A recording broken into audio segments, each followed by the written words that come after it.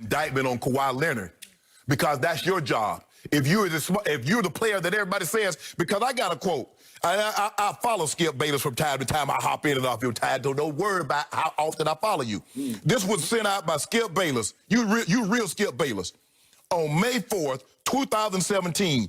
Hey, LeBron. Wait a second. You're going back on my Twitter to May 4th, 2017? Yeah. Okay. Hey, LeBron, it's over. Kawhi Leonard is now the best player in the NBA. Sorry. Real Skip Bayless. That's you, right? Blue check mark. Two-way player. Yeah. No. Anyone two. I don't see no two. It said the best player. But that's not here nor there. Hold on. He said maybe it would be beneficial to play more regular season games. Really, Kawhi? When you had it built in, you and Uncle Dennis about load managing at least 20 games a year. Now you want to play more games. You can't practice because your knees bulky. Whoa, I can't believe this. Can you imagine if LeBron James in a game 7 goes 1 for 11 in the fourth quarter, scores 2 points in the second half, 0 in the fourth quarter, and blames the loss on the team's IQ? Remember when LeBron James lost his last game? You came up with all them shenanigans. Oh, he was sedated. Oh, he was this and that. No, Kawhi. You're the best player. Too many people have said you're the best player in the NBA. Don't do this. Don't put this at Doc feet. This is on you. You wanted to come to the Clippers, remember? You didn't want to play with LeBron. You wanted to beat LeBron. How about beat the team? What happens if you're not playing LeBron? Skip, this is embarrassing. Hold on. What does IQ got to do with a team that you up by 12 in game 7? You're up by 19 in game 6. You're up by 16 in game 5. I want to know what the hell does IQ, because did you use your IQ to get the lead? And then all of a sudden you got dumb and couldn't keep it? No, Kawhi, you gagged this one, bro. Wear it. You know that little fake crime that you had to do to try to take your little shot at LeBron? Put that on top of your head. The faux king. He the faux king, Skip Bayless. It hurts you.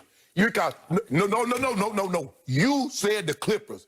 And I don't care what everybody else said. Okay, how many times are we going to say that? You said it. Yeah. So don't be talking about it's easy. So this is the first time in the history of this show that you've been able to gloat about anything, and it's getting a little bit old. No, it's old now. Yeah, it's old now. Own it. Who is my favorite team in the NBA? I don't know. Who is it? I'm asking you.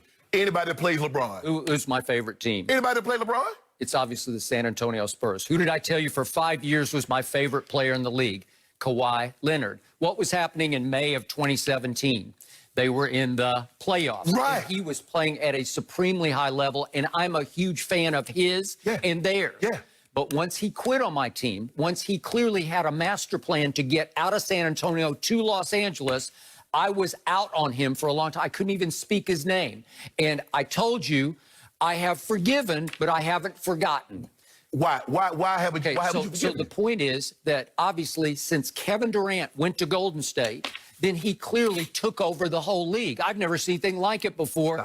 And he took over LeBron in LeBron's house in 2 straight game 3s in which LeBron, as usual, predictably came up small at home. And Kevin won back-to-back finals MVPs by outplaying LeBron right in his grill in his house. Back-to-back game 3s. How did he come up small? Do you realize in the first game, LeBron had 42, 14, and 9? You realize what happened at the end of that first game? You see what you did see? Well, what happened? But I thought it was stats. What happened? What happened? It was stats. Kevin came right down the court and just pulled up right in his face and ripped a 3. You see what you did see? Well, what happened? But I thought it was stats. What happened? It was stats. What happened? It was stats. Kevin came right down the court and just pulled up right in his face and ripped a 3 that changed the whole game. So if the man makes a great shot. Okay, whatever. It doesn't matter. I told you that Kevin Durant became the best player in basketball. Okay. Going into this year, Kevin was still the best player in basketball, and I said it 1,000 times on this show because Kawhi Leonard had fallen back a notch because I didn't think he played very well for Toronto. He hit the luckiest shot I've ever seen to win Game 7, and they survived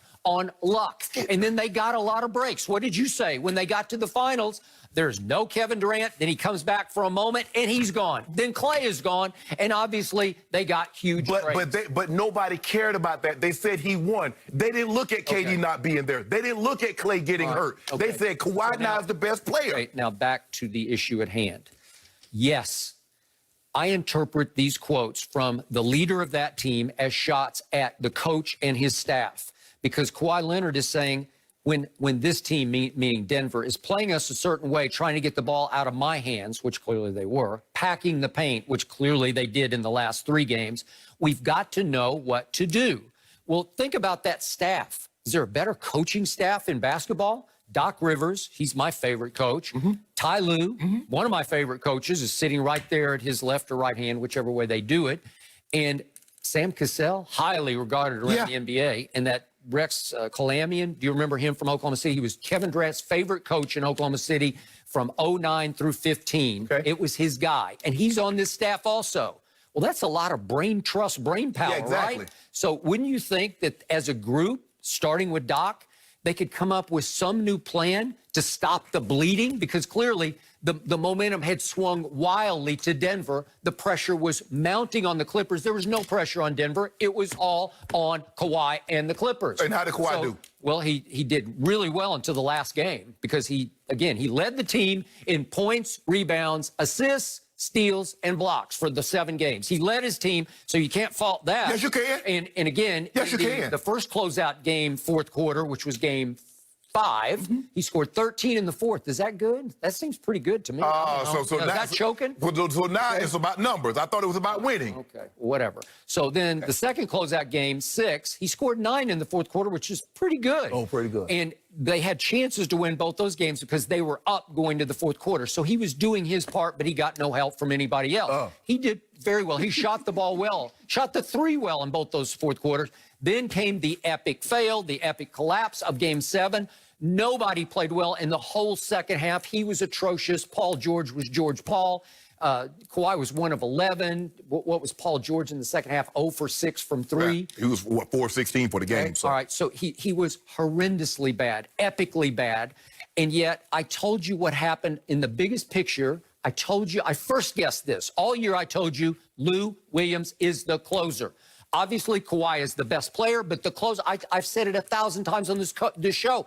I don't love Kawhi closing games. I never loved San Antonio. He's not a big last shot maker-taker, but Lou Williams can be. So I said, he's got to be that guy when it's time to stop the bleeding. Somebody has to say no to the Denver Nuggets.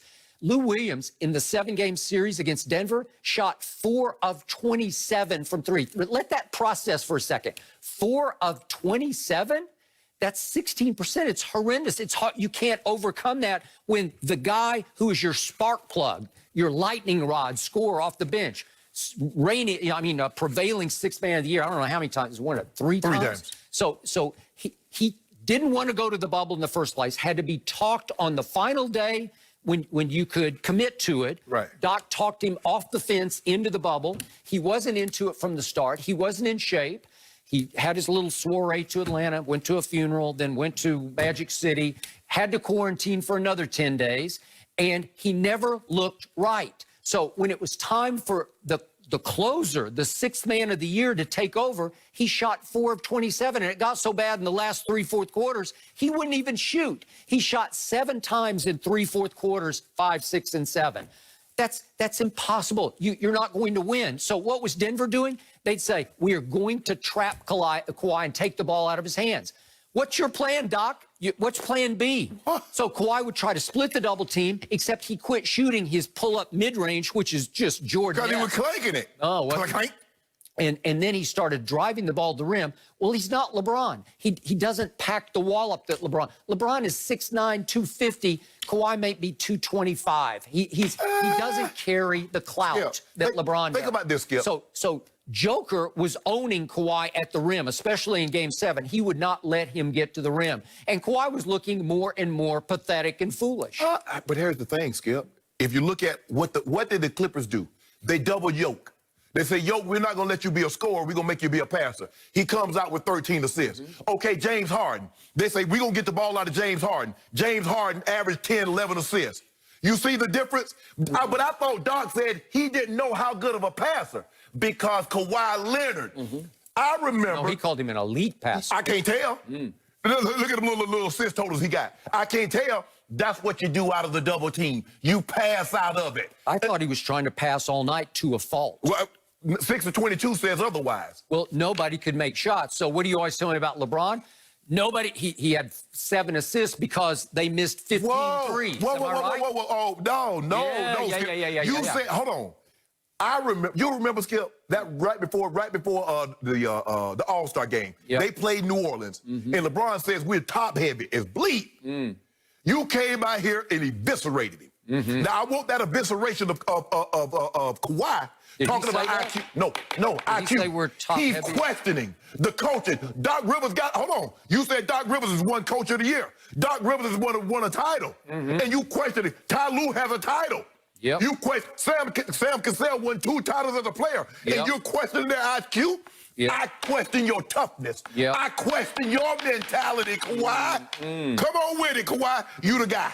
Kawhi says, I don't want to join LeBron. I want to beat LeBron. Beat the Nuggets. This was your opportunity. This was the very first time Kawhi had been the hunted. Yep. He was the man that they expected. I tell you, boy, expectations is a heavy burden to bear. Very few people can hold their head up when expectations is pulling it down. Woo, Skip Bayless. Well, boy, it's over for you. He gonna talk about you need to play more together. It's over for the Lakers. Play more together. Yep. You can't play. What about that load management? Now he to play. He, as you said, he quit on San Antonio. He load managed 20 plus games in Toronto. He was load managing. Oh, Kawhi don't care nothing about